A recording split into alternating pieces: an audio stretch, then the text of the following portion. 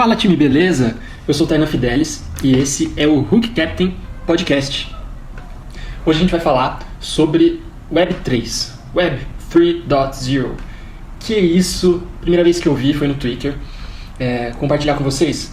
Eu uso bastante Twitter e lá eu tô seguindo bastante gente que fala sobre as tecnologias que eu acredito, assim. Então, desde blockchain, Bitcoin, blockchain do Ethereum, NFT, DeFi, enfim, tudo que são tecnologias todas as tecnologias que eu acredito, eu vou seguindo as principais pessoas que falam sobre aquilo para saber para onde o trending, né, a tendência está se encaminhando. E no Twitter eu acredito que tenham as coisas mais quentes que estão acontecendo, porque você consegue ver as pessoas responsáveis pelas coisas, né, pelas tecnologias, por exemplo, falando sobre elas. E eu me deparei com o termo Web 3, Web 3. Que isso, né? E essa semana que eu fui atrás de dar uma lida sobre, a lida foi bem superficial, mas só com essa lida superficial já consegui ter uma noção geral do que significa, porque muitas das coisas que a Web 3 está se propondo a fazer, né, o conceito, inclui outros conceitos que já eram de meu conhecimento e muito provavelmente, ou possivelmente, podem ser do conhecimento de vocês. E antes de falar sobre o Web 3, o que eu queria dizer, qual a conexão com a Hook Captain e tudo que a gente tem falado até então. Nesse momento do projeto, a gente já tem uma noção de onde a gente quer chegar, do produto que a gente quer construir. Acho que o produto ele já está desenhado. Se eu fosse resumir aqui para vocês, hoje eu acredito que o produto da Hook Captain é um criador de software que qualquer pessoa possa usar, inclusive pessoas não tecnológicas. Então, fazendo referências aí com o Excel, por exemplo, que faça desde coisas muito básicas até coisas complexas, como um aplicativo multi-device, um aplicativo que dá para você rodar no celular, na sua TV Smart, no seu smartwatch, no seu relógio, enfim, tal como já acontece nas engines de jogos. Creio que o produto é mais ou menos isso. Cara, algo que meu pai e minha mãe, que não são nada tech, consigam criar aplicativos para eles mesmos usarem. Aplicativos que é um nome mais recente para software, soluções tecnológicas.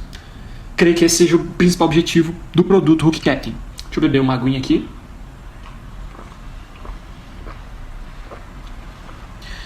E algo tão disruptivo, tão inovador, nem tanto inovador pela ideia, né? A ideia não é inovadora, acho que muita gente já pensou, putz, quero fazer um fazedor de tudo, é muito fácil. Mas o desafio está bem aí nessa facilidade de design para você tornar isso acessível. Design, tecnologia e desenvolvimento, e tempo e energia para você transformar algo muito complexo, tirando essa abstração, em algo simples, mas ao mesmo tempo poderoso, né? Porque se você deixa muito abstrato, muito simples, mas tira o poder, as pessoas vão conseguir fazer, mas não vão conseguir fazer qualquer coisa que elas queiram.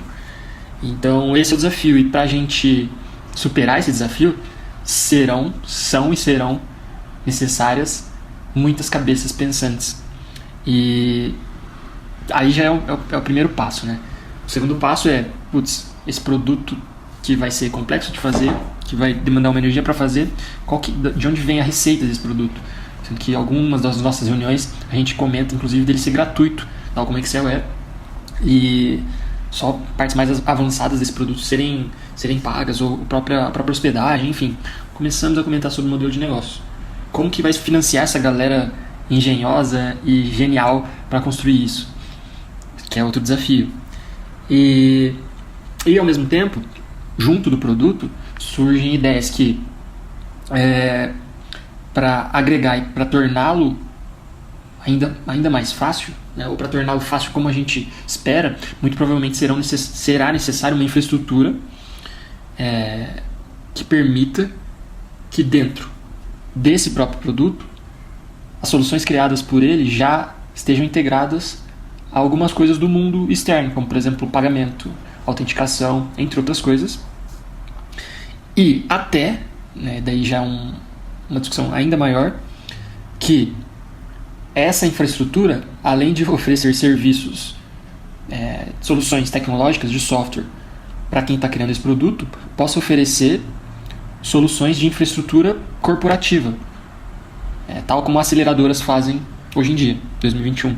Por exemplo, uma aceleradora ajuda empreendedores a criarem suas startups, seus novos negócios com expertise, com mentorias, e enquanto venture capitalists, capitalistas de risco, né, ajudam startups, empreendedores e novos negócios com dinheiro, e venture builders ajudam startups e novos negócios com infraestrutura de serviços / recursos humanos para essas startups.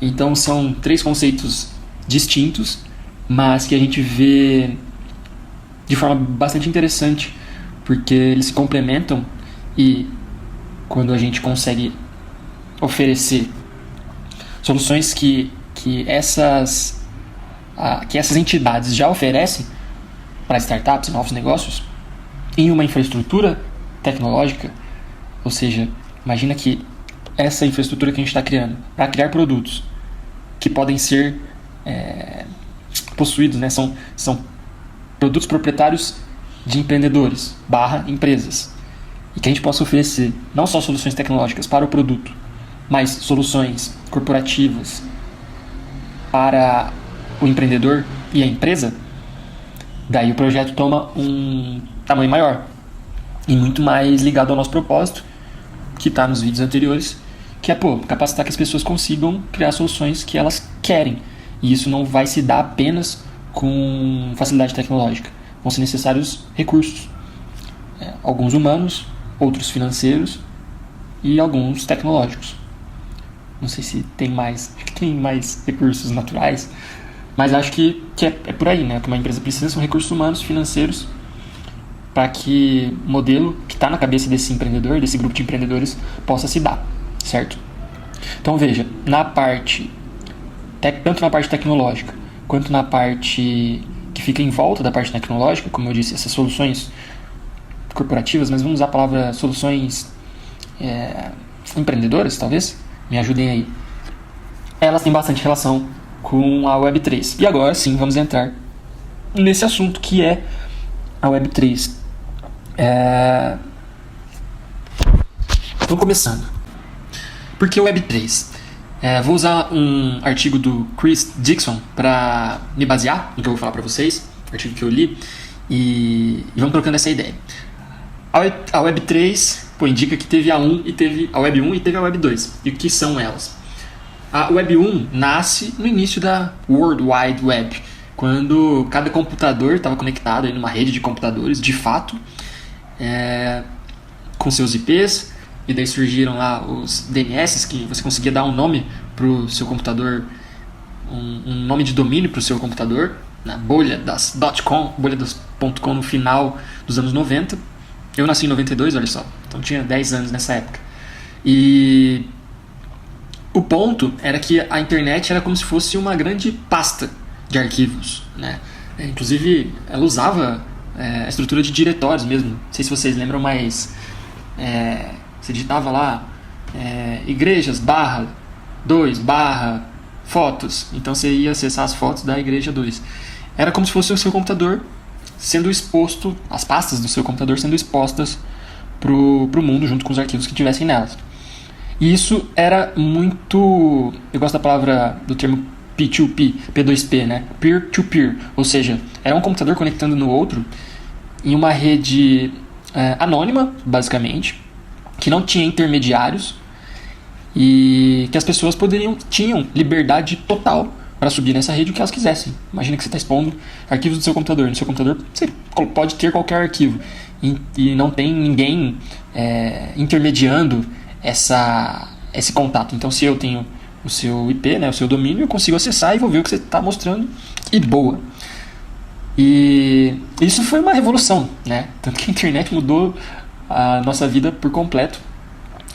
E daí vem a Web 2. Por quê? Com a ascensão, já no início dos anos 2000, de alguns conglomerados da internet, beneficiados inclusive pela bolha das .com, que a gente já comentou em algum dos podcasts anteriores, tal como Google, Facebook, Apple GAFA, que é o termo que o Chris Dixon usa. Google,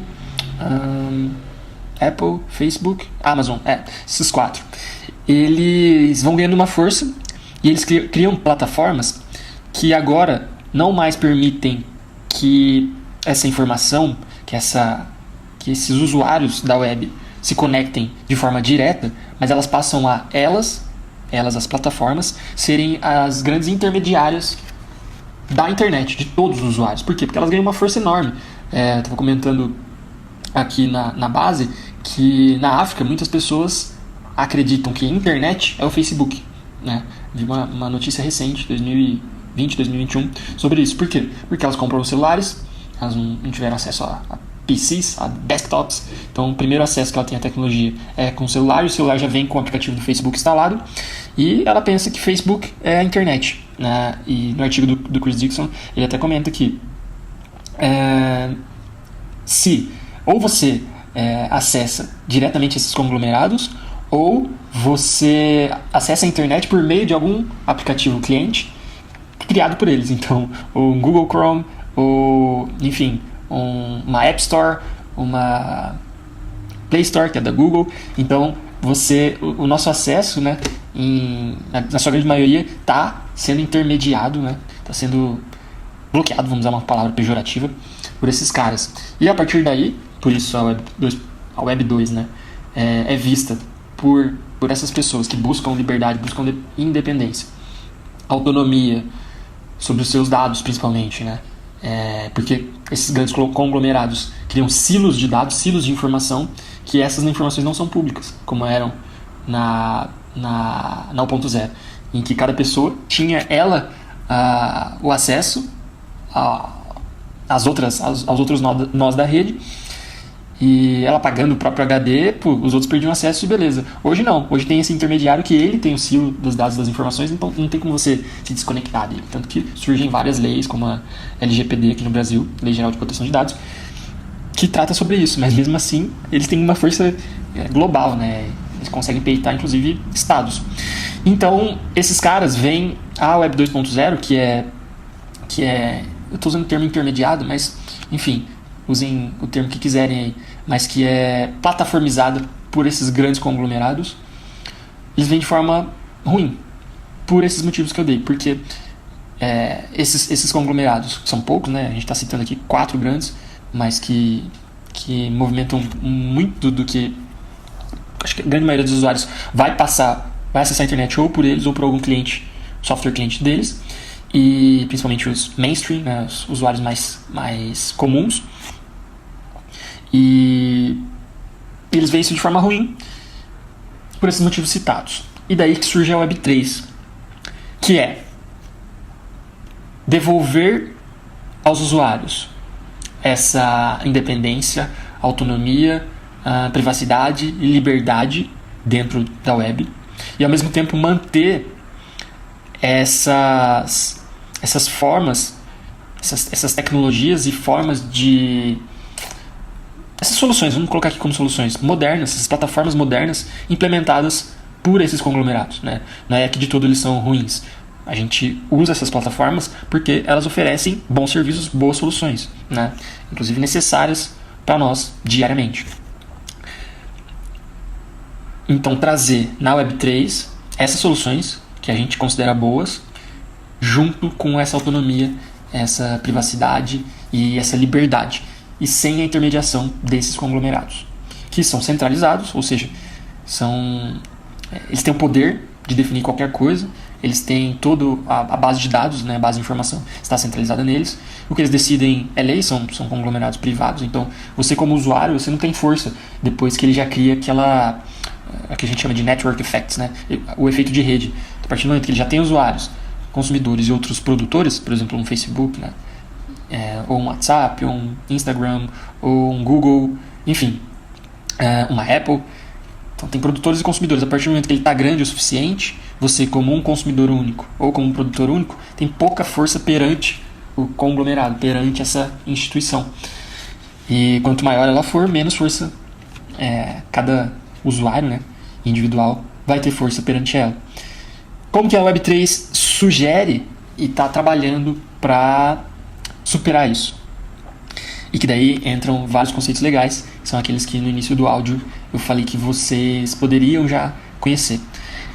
Via blockchains, tá? Como que se dá isso?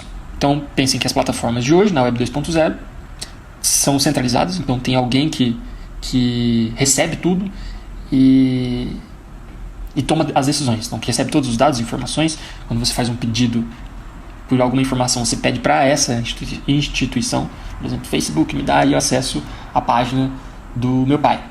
E o Facebook vai enviar essa informação para mim, mesmo que seja meu pai quem inseriu essa informação. Na Web 3.0, essas plataformas serão desenvolvidas de forma descentralizada. Por quê? Porque as blockchains permitem isso, certo? Eu vou ilustrar aqui com a blockchain do Ethereum, que hoje, em 2021, é a que mais está sendo usada para desenvolvimento desse tipo de aplicação, porque a blockchain do Ethereum se propõe a ser uma blockchain de soluções distribuídas e descentralizadas. Então, é como se ela fosse um grande computador distribuído. Ela se propõe a ser isso, tá? E como isso funciona? Então, ao invés de ter uma entidade centralizadora, cria-se uma plataforma descentralizada em cima de uma blockchain, como por exemplo o Ethereum, vamos usar esse exemplo. E a partir daí, essa solução que está sendo desenvolvida em cima da blockchain, ela já é criada com algumas regras escritas em software, regras que definem, primeiro, o incentivo para os usuários dessa plataforma. Vamos dar um exemplo aqui de um Uber descentralizado, tá? Então a gente cria lá o nosso Cooper Uber e a gente sobe essa solução na blockchain do Ethereum. E ao subir essa solução a gente define quais são as regras, entre aspas, desse modelo de negócios. Então, por exemplo, as taxas, como que o usuário é incentivado, o usuário que quer a carona, como que o motorista é incentivado. Então a gente sobe esse modelo de negócios para essa solução. E todos os usuários participantes, dependendo desse estatuto inicial, entre aspas, que é escrito em código, via consenso, tem poder sobre a plataforma, nosso Cooper Uber. Poder de que forma?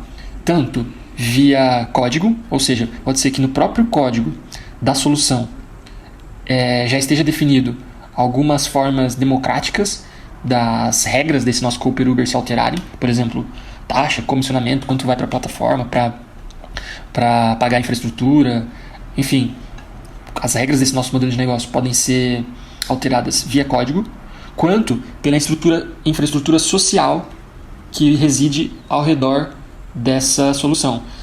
E daí, como acontece no Bitcoin hoje, por exemplo, o Bitcoin, o código do Bitcoin já implementa o consenso, ou seja, de maneira resumida, né? Todos os mineradores trabalham para obter um consenso. Então, eles vão tentando minerar aí o próximo bloco de Bitcoin. A partir do momento que o minerador consegue descobrir aí, entre aspas, a chave para o próximo bloco, essa chave vai se espalhando pela rede, de forma que os outros nós da rede Bitcoin vão aceitando, né? Via consenso. Esse consenso vai se espalhando na rede até que toda a rede acredite que aquela chave é a real e é a válida, e a partir daí essa chain de blocos, né? Então essa corrente de blocos tem mais um bloco validado. Então isso na rede Bitcoin está codado ali em pedra, né? Então em código o consenso já é aplicado, mas ao mesmo tempo ao redor da rede Bitcoin tem uma comunidade de desenvolvedores e de pessoas que gerem essa comunidade e que participam de forma política mesmo. Então as pessoas discutem, fazem eventos para definir o futuro do projeto Bitcoin e da comunidade, da rede Bitcoin como um todo. E ali também é necessário consenso para que melhorias, para que alterações sejam feitas. Inclusive, no caso de não haver consenso, pode acontecer um fork, que é o quê? Quando um projeto se divide em dois ou mais projetos. Por quê? Porque parte da comunidade não concordou com determinada decisão política de outra parte da comunidade. Então, beleza, pode seguir com o seu projeto. Isso aí a gente não vai implementar, o nosso projeto vai ser assim. Então, de você vai ser assim, no nosso vai ser assim, de você vai ser assado, tá tudo bem. E daí se dividem em duas plataformas, teríamos ali 2 Cooper Ubers, mas o que eu queria passar para vocês é que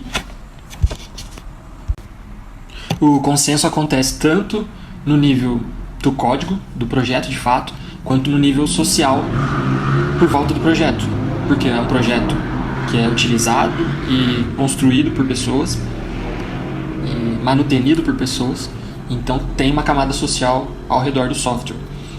E isso é muito legal, porque ele é democrático desde da sua constituição, né? Desde as regras desse nosso Cooper Uber até as decisões que vão levar esse Cooper Uber para frente.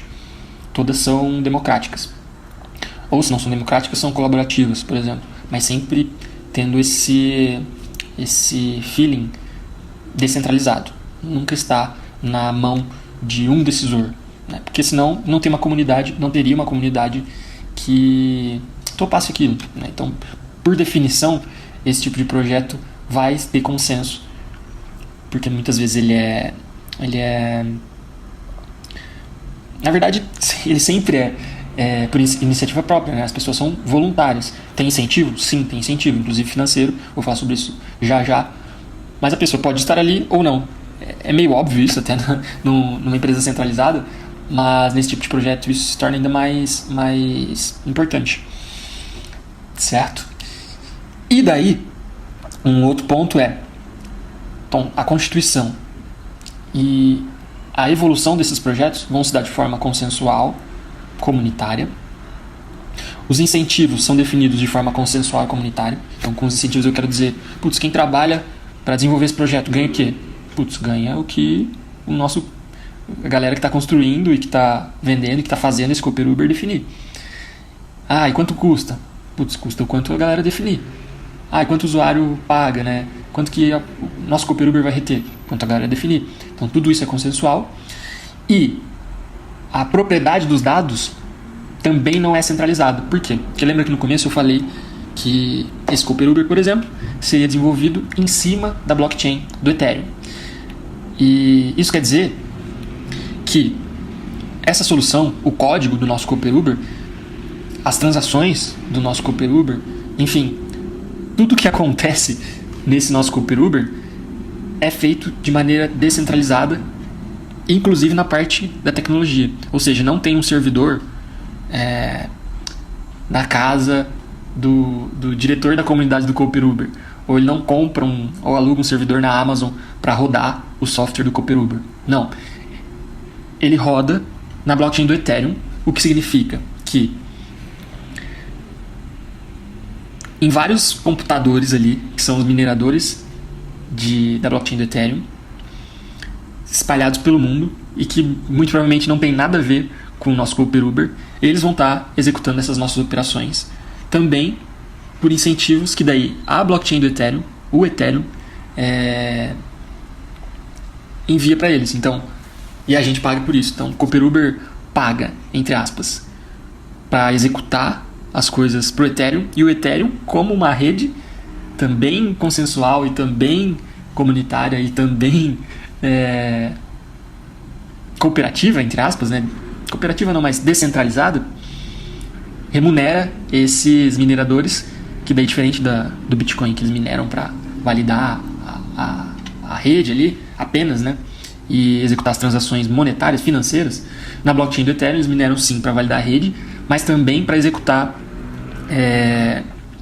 linhas de código, basicamente. Então, que eles chamam de smart contracts, ou contratos inteligentes, que você pode enviar código para a rede Ethereum e ela vai executar esse código em algum dos computadores espalhados pelo mundo e de maneira segura, certo? Então, o nosso Cooper Uber ele vai estar descentralizado como nos dados, né, dados criptografados, e daí por isso que toda essa área se chama cripto, né? A gente está estudando o que é cripto, porque a criptografia que desbloqueou todos esses avanços, junto com várias matérias, mas a criptografia está no centro de tudo isso.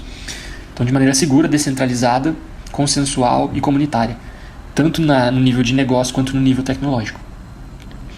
E E daí a Web3 envolve isso. Então, eu dei um exemplo aqui de uma pequena plataforma, mas junto com o DeFi, que a sigla para sigla ou acrônimo para Decentralized Finances, que são finanças descentralizadas, ou seja, bancos em cima de blockchains. Junto com as NFTs, Non-Fungible Tokens, tokens não fungíveis, que conseguem dar escassez para ativos digitais, virtuais, ou seja, você consegue ter um arquivo de computador e falar que esse arquivo de computador é único na rede. Por quê? Porque em cima de uma NFT ela consegue garantir que é único, inclusive você pode destruir esse ativo e ele deixar de existir, porque tudo que sobrar seriam cópias. Então, aquele ativo não existe mais. Então, você consegue definir verdades em redes, né? Via criptografia, via chain, via consenso da rede. Então, cripto, blockchains, NFT, DeFi, essa descentralização de várias partes do modelo, esses loops de feedback positivos. Então, você sendo um desenvolvedor de uma plataforma da Web3, você, além de ser incentivado pela própria plataforma, além de você não expor os seus dados e a própria autonomia do seu futuro para grandes instituições, você ainda é remunerado com parte daquilo que você está construindo.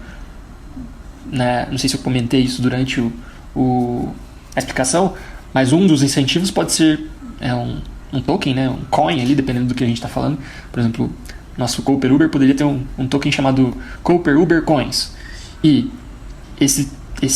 essa moeda poderia ser usada tanto para as transações, ou seja, para você pegar uma carona ali, quanto para você dar parte da propriedade, né, ownership da plataforma para alguém. Então, um desenvolvedor da Cooper Uber poderia ser dono da Cooper Uber e ter receita por isso, né, porque ele poderia vender esses Cooper Uber Coins para alguém que quisesse. Então, um desenvolvedor agora, ao invés de ser remunerado com dinheiro, né, ele pode ser remunerado com propriedade de algo muito maior, né? Então, também tem um apelo bastante emocional para os fazedores, para os empreendedores, sabe? Para as pessoas que querem mudar o mundo e que acreditam em autonomia, em liberdade, em privacidade e que elas podem fazer agora de uma forma que é rentável, muito rentável, talvez tão rentável quanto trabalhar para uma dessas corporações, desses conglomerados. E mais, elas podem ser donas daquilo que elas estão construindo junto com seus pares. Então, pense lá juntando alguns gênios que vão construir de fato esse Cooper Uber. E alguns gênios a gente sabe, né, historicamente, o que alguns gênios com poucos recursos são capazes de fazer. Então, não há dúvida de que esse Cooper Uber poderia ser construído, os incentivos dele poderiam ser mais equilibrados para a comunidade e que ele poderia ter tanta qualidade quanto o Uber que a gente utiliza hoje. E que esses pequenos gênios que fizeram isso poderiam ser os donos, né, junto com o restante da comunidade, desse Uber, desse Cooper Uber, ao invés de trabalharem para a Uber e ganharem lá seus $100 mil anuais, $200 mil anuais. Em real tá bem bom isso, né? Mas enfim, um apelo ao seu empreendedor interno aí. Porque o nosso Cooper Uber, sei lá, valeria bilhões de dólares. Então, a galera que tá nessa onda da Web3 acredita bastante nisso, né? Eu sou um believer desse tipo de filosofia.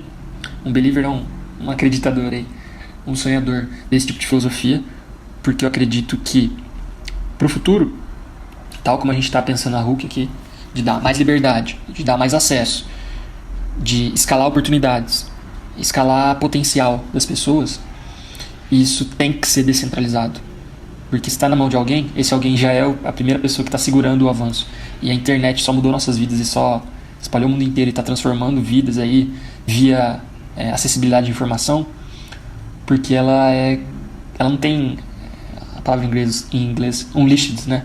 Nem sei a tradução, mas ninguém consegue segurar a internet, né? Ninguém pode segurar o Bitcoin, nem governos, nem... Enfim, pode ser que no futuro, você olhando em retrospectiva, putz, eles conseguiram. Mas as pessoas sempre têm um jeito de fazer as coisas acontecerem.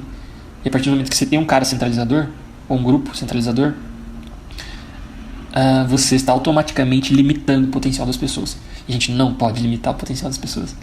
A gente tem sim que cuidar para que algumas pessoas muito loucas não façam loucuras, mas cuidar via consenso, via comunidade, defendendo sim as minorias, não é sobre maiorias absolutas, mas sempre via um consenso, uma empatia.